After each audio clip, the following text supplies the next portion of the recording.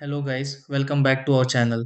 If you want to reverse your hunter ceiling fan but the remote is missing or no longer working, you may think changing the fan direction is impossible. Many people like switching fan direction during different seasons to help air move more comfortably through the room, but not every hunter fan relies completely on the remote for this feature.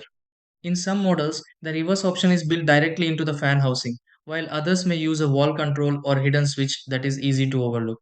Once you know where to check, the process usually only takes couple of minutes. Let's walk through an easy and correct way to reverse a hunter ceiling fan without using the remote. Try these. Step 1. Turn off the hunter ceiling fan completely and wait until the blades stop moving fully. Step 2. Look around the motor housing of the hunter ceiling fan for a small reverse switch. Step 3. Move the reverse switch on the hunter ceiling fan carefully to the opposite direction setting. Step 4. Check the wall control connected to the hunter ceiling fan if no switch appears on the fan body. Step 5.